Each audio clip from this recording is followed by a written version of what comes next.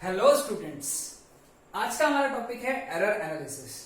काफी important topic है। Okay, JEE NEET और सीईटी पॉइंट ऑफ व्यू से काफी ज्यादा इंपॉर्टेंट है।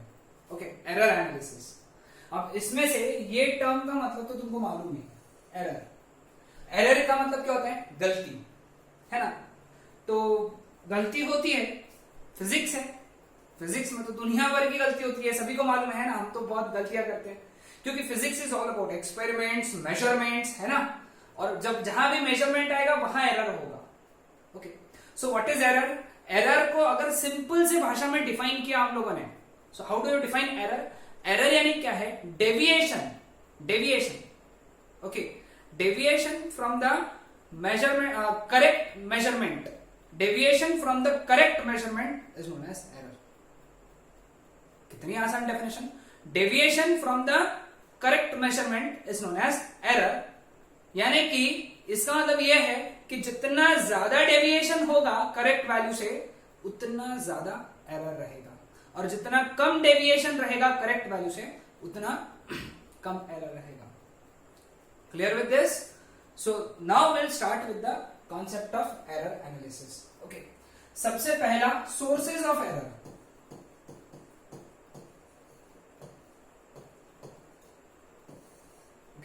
एरर क्यों होते हैं?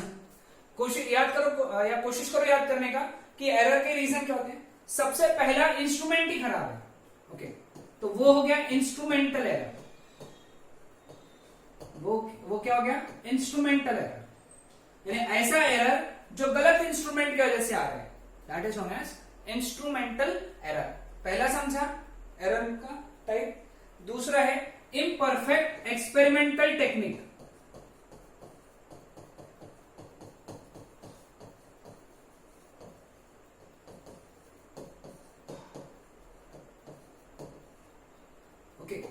टेक्निक ही गलत है भाई, गिनने की अगर टेक्निक ही गलत है, कुछ भलता ही तीसरा ऐसा मेजर कर रहे हो, तो अगर टेक्निक ही गलत रहेगी तो एरर आएगा, मेजरमेंट सही नहीं आएगी। So that is imperfect experimental technique.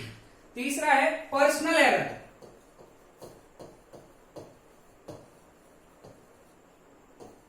ये सभी को मालूम है, अपन एक्सपेरिमेंट्स करते हैं, बाजू वाले ने कोनी मार दी, एक्सपेरिमेंट बिगड़ गया, है ना, एरर आ गया, है कि नहीं। एक्सपेरिमेंट कर रहे हैं, बाजू वाला क्या कर रहा है, हाँ भाई बोल क्या चल रहा है, भाई क्या चल रहा है, हो गया, एरर चला गया। समझ में, एरर आ गया ना यहाँ पे। तो ये हो गया अपने पर्सनल एरर। ओके, क्लियर हुआ पर्सनल एरर। तीसरा टाइप समझा, खुद की वजह से आने वाली errors, those are known as personal errors. Okay, तीसरा है एरर्स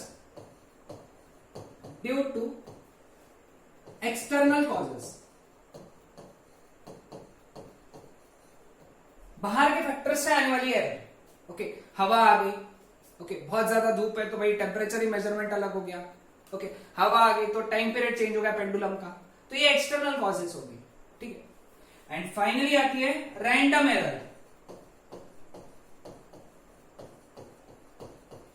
जिनका कॉज ही नहीं मालूम। ऐसे एरर जिनका कॉज ही नहीं मालूम, भाई आ गई, पता ही नहीं, समझ में, इनमें से कुछ नहीं बैठा, तो इनमें से अगर कुछ नहीं बैठता है तो उसको हम लोग डाल देते कौन से कैटेगरी में? रैंडम एरर में। तो ये हो गए 5 सोर्सेज ऑफ एरर, इनकी वजह से एरर आती है। समझ में? बस इसमें इतना ध्यान में रखना है, थ्योरेटिकल पार्ट है इतना सा, तो क्लियर हुआ सबको। So this was all about sources of error. ठीक है, अब हम लोग जाएंगे इसके नेक्स्ट पार्ट पे, जो कि इंपॉर्टेंट पार्ट है। अब बहुत इंपॉर्टेंट पार्ट चालू हो रहा है, विच इज एरर एनालिसिस का मेन पार्ट। सबसे पहला आता है measurements. First thing,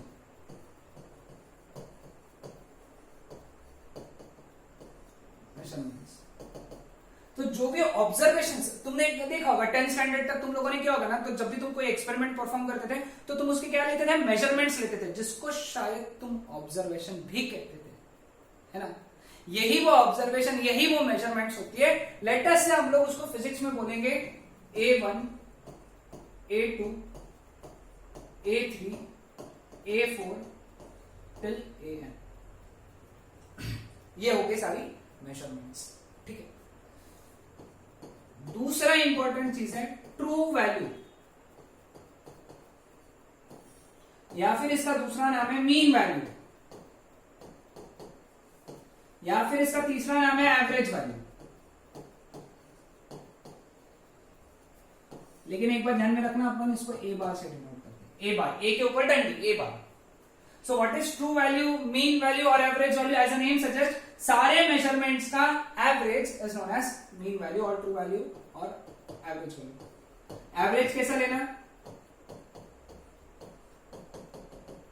till A N, सभी को ऐड करना अपॉन में जितने मेजरमेंट्स है वो। आसान चीज है ना, समझा? आसान। तीसरा, एब्सोल्यूट एरर।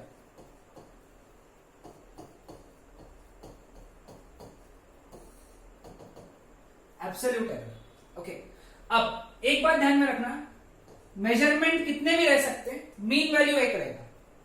मीन वैल्यू एक रहेगा। मेजरमेंट कितने भी रह सकते हैं लेकिन मीन वैल्यू एक रहेगा। लेकिन जितने मेजरमेंट्स रहेंगे उतने एब्सोल्यूट एरर रहेंगे, क्योंकि एब्सोल्यूट एरर, इसको डिनोट करते हैं डेल्टा ए से। Absolute error is defined as, absolute error in any measurement is defined as mean value minus measured value. Mean value minus measured value. So this is mean. इसको क्या पढ़ना चाहिए हम लोगों ने? डेल्टा A1 को कैसा पढ़ना चाहिए? क्या पढ़ना चाहिए? Absolute error in reading 1। So what is absolute error in reading 1? Mean value minus reading 1। This is absolute error in reading 2, that is mean value minus reading 2। Similar way में बताओ अब डेल्टा A3 कितना रहेगा? A bar minus A3। समझ में? Similarly हम लोग लिख सकते हैं delta A N is equal to A bar minus A N. तो ये हो गई एब्सोल्यूट एरर। एक बात ध्यान में रखना, जितने रीडिंग्स, जितने नंबर ऑफ रीडिंग्स उतने एब्सोल्यूट एरर्स। ठीक है। चौथा, mean absolute error delta A bar. ठीक है। मीन एब्सोल्यूट एरर, ये एक ही वैल्यू रहेगा, delta A bar, delta A bar. Okay, ये इन सब एब्सोल्यूट एरर्स के मैग्नीट्यूड का एवरेज। समझे? इन सब एब्सोल्यूट एरर्स के मैग्नीट्यूड का average is known as mean absolute error. यानी कि delta A bar is equal to delta A1 का मैग्नीट्यूड प्लस डेल्टा A2 का मैग्नीट्यूड प्लस डेल्टा A3 का मैग्नीट्यूड, ऐसे कहां तक? डेल्टा AN का मैग्नीट्यूड अपॉन n। तो ये रहेगा हमारा मीन एब्सोल्यूट एरर। ठीक है। Fractional error. फ्रैक्शनल एरर यानी क्या रहेगा? द रेशियो ऑफ, रेशियो यानी क्या? Numerator upon denominator. The ratio of mean absolute error upon mean value is known as fractional error. समझे? The ratio of mean absolute error to mean value is known as fractional error. And when fractional error, ये जो fractional error है इसको तुमने percentage में लेकर आए। Percentage में कैसे लेकर आओगे? कैसे लेकर आओगे परसेंटेज में? 100 से मल्टीप्लाई करके। तो उसको हम लोग कहेंगे परसेंटेज एरर। क्या कहेंगे उसको? Percentage error. तो जैसे ही मैं बोलूं कि भाई परसेंटेज एरर कितना है, सबसे पहले स्टार्ट करते हैं, सॉरी, फ्रैक्शनल एरर कितना? Fractional error in A delta A bar upon A bar. दिमाग में छाप लो, fractional error in A delta A bar upon A bar. Fractional error in B delta B bar upon B bar. Fractional error in X delta X bar upon X bar.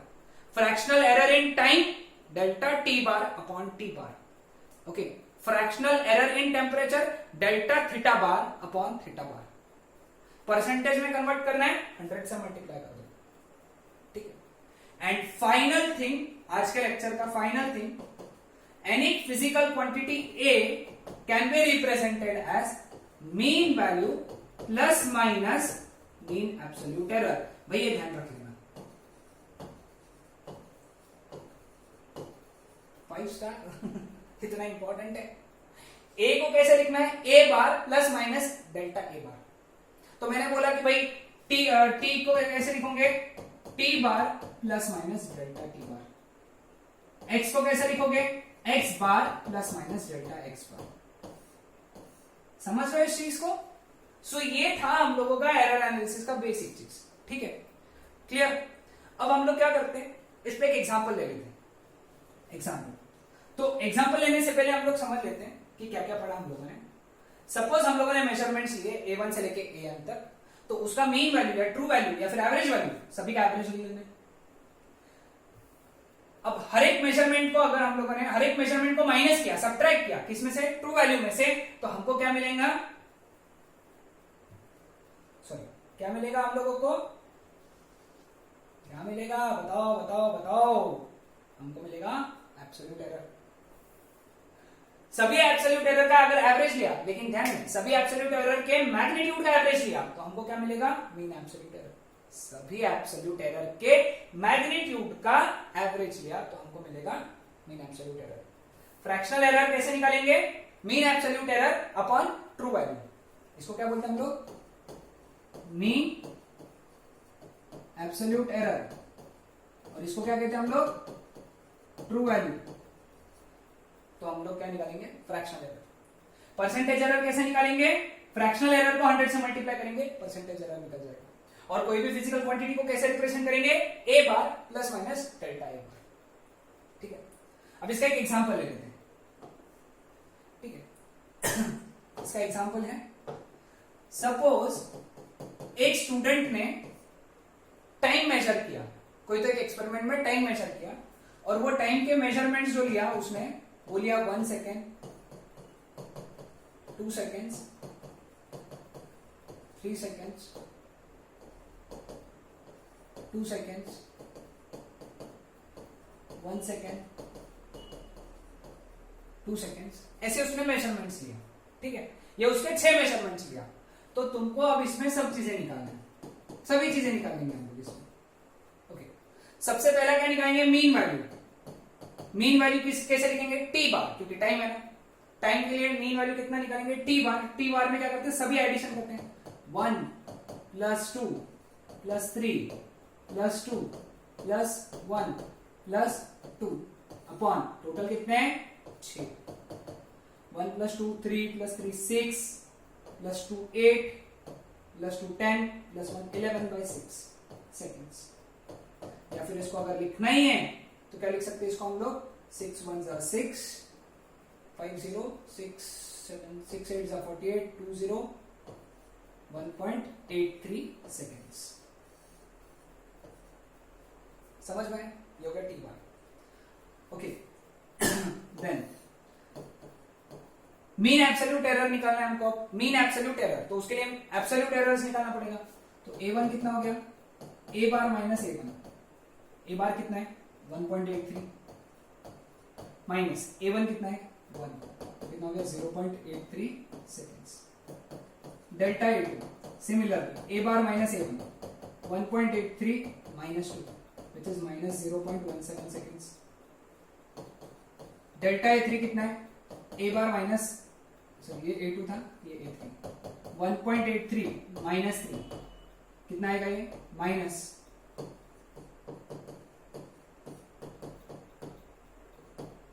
1.17 seconds, ठीक। Delta A4, ए bar minus A4, ए बार कितना है, shit shit shit shit shit shit, सभी में यहाँ पे T चाहिए था, okay, तो मैं ऐसा ड्रॉप कर देता हूँ यहाँ पे, सॉरी।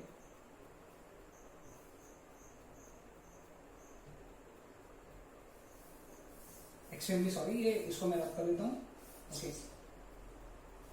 तो यहाँ पे हमको निकालना पड़ेगा delta T1 is equal to T bar minus T1, है ना, समझे गलती क्या की थी हम लोगों ने। तो it becomes 1.83 minus 1 which is 0.83 seconds. Delta T2 फटाफट लिखता हूँ मैं, T bar minus T2 which is 1.83 minus 2 which is 0.17 seconds. Delta T3 is equal to t bar minus T3 that is 1.83 minus 3 that is equal to minus 1.17 seconds. delta T4 that is equal to T bar minus T4 that is equal to 1.83 minus 2 which is 0.17 seconds. Delta T5 that is equal to 1.83. T bar minus T5 that is 1.83 minus 1 which is equal to 0.83 seconds. Delta T6 that is equal to T bar minus T6 that is equal to 1.83 minus 2 which is minus 0.17 seconds. ये हो गई mean absolute errors, absolute errors. तो mean absolute error कितना रहेगा फिर इसका, सभी के मैग्नीट्यूड्स का एडिशन, मैग्नीट्यूड तो 0.83 प्लस 0.17 माइनस नहीं लेने का इसका भी माइनस नहीं लेना. 1.17 प्लस 0.17 प्लस 0.83 प्लस 0.17 अपॉन कितने वैल्यूज हैं 6. चलो ऐड करो इसको, ऐड करो फटाफट, इन सबको ऐड करेंगे. 0.83 प्लस 0.17 0.17 0.17 यानी 0.51 हो गया. 1.17 1.17 हो गया. हो गए 3 2 5 0.83 2 है तो इन सबको ऐड कर दो. 3 3 6 7 14 एक कैरी 8 8 16 16 और 6 22 और एक 23 2 कैरी 3.34 तो ये हो गया 3.34 by 6. तो डेल्टा एक बार कितना हो गया 0.5 30 हो गया ना 30 34 अगेन 5 सेकेंड्स. अगेन गलती करी ना, यहाँ पे टी चाहिए था. समझ में है सबको, क्लियर हो गया. तो ये हो गया. तो फाइनल टाइम कितना लिख सकते हैं हम लोग, टाइम कितना 1.83 plus minus 0.55 seconds. So this is our final answer. Clear with this.